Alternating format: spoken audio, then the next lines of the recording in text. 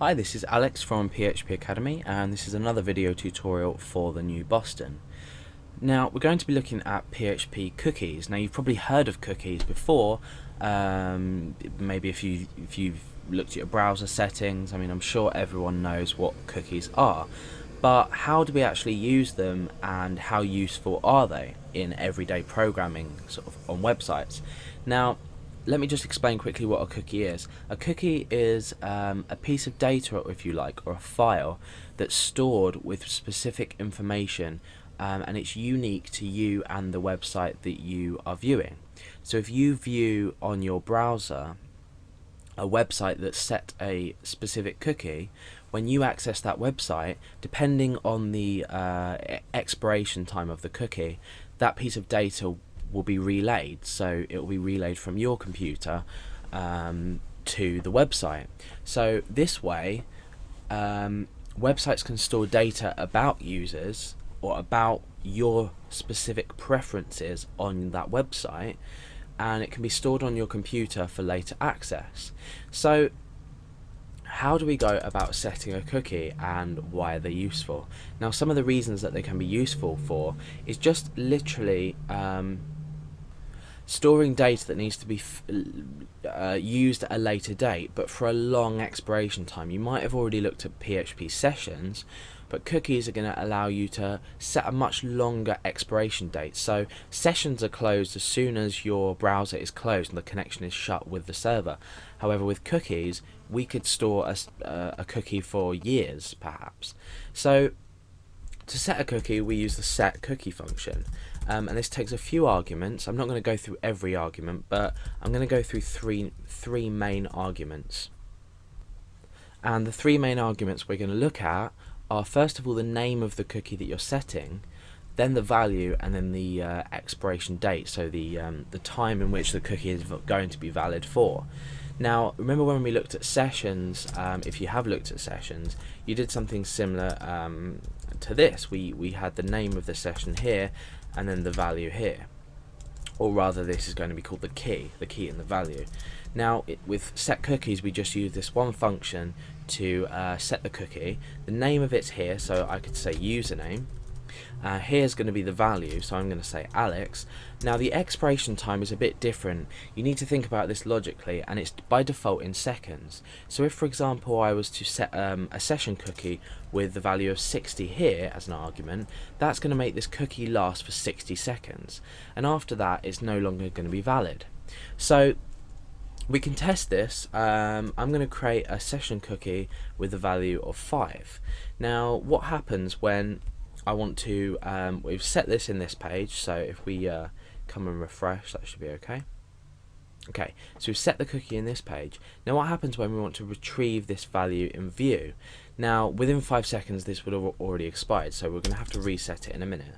All we do is we say echo, and then what we do is we use $_cookie, so much like session, and then the name of the cookie, so this is username in this case, so username, and that's basically it. We haven't had to declare anything anywhere or set, well, we have, but we haven't had to set anything anywhere, the same that we did with sessions, with session, spell it right, with session start. So these are a lot more freely used on your page. We also don't need to kill well, we do need to kill a cookie at some point, but this is done in a slightly different way to sessions. So we're echoing cookie username. Now, at the moment, we shouldn't receive a value because the cookie does not exist, because the expiration time is 5 seconds. So if I go back to set again, here, so in this page we can reset, or refresh rather, and then what we can do is, before the 5 seconds are over, we can quickly come back to view. Oh no, maybe, let's just change that to 10. Set.php, so that's hopefully set the cookie, and now into view.php. Okay, and it's not working, so let's think why that could be. Right, okay, so yeah, okay, so I've forgotten sort of a vital part of this, and the point is that what we do is we in fact set a timestamp here, and timestamps in PHP are basically they're an amount of seconds from a specific date. I can't remember what the date is. I think it's somewhere in 1990. but there is another video on that, so you can go and reference to that if you want. So what we would do is to access a timestamp, originally we would use time equals timestamp, whereas time now is just a variable that I've set. Oh no, sorry, we would do time. So we'd use the time function to grab a timestamp. Let's just have a look at that, so so you can see what we're looking at. That's in set.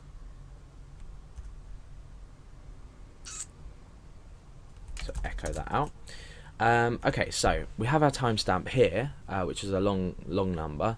Now what we do is when we set a cookie, we set it from the current time, so we can use this function within this function here, but then we add on the amount of seconds we want for it to expire. So then what can happen is we can do a check. It will automatically do it for us, but it will check against the timestamp plus 10. So it will check 10 seconds from now. So apologies for getting that wrong before, but it's just one minor thing I forgot. So let's test this out again. So so we've got set.php. Let's refresh. Now the cookie has been set. We come into view.php and you can see that it's been set. Now as I'm talking to you, eventually the cookie is going to expire because the timestamp is going to be less than the current date. So if I refresh again, I think that should go. Yeah, so now our cookie has expired. So you can understand now the use of this for login systems where you say, you know, you might log your user in default by an hour, but you might have a checkbox to say keep me logged in for, you know, keep me logged in or something, and then that would keep the user logged in for maybe a month, 2 months. You could set it up to sort of a period of a year if you wanted to say constantly keep them logged in. So that's basically how cookies are useful. But remember, the cookies are stored on the user's computer, so they're dangerous to use for things like sensitive data that you don't want the user to be able to change. For example, if you were to have a shopping cart and you had the total set in a cookie, you don't necessarily want this unless you're using some form of encryption or some other way to or some database usage to store this where the user can't make the change. So this is how we do it, and that's basically sessions or cookies in PHP.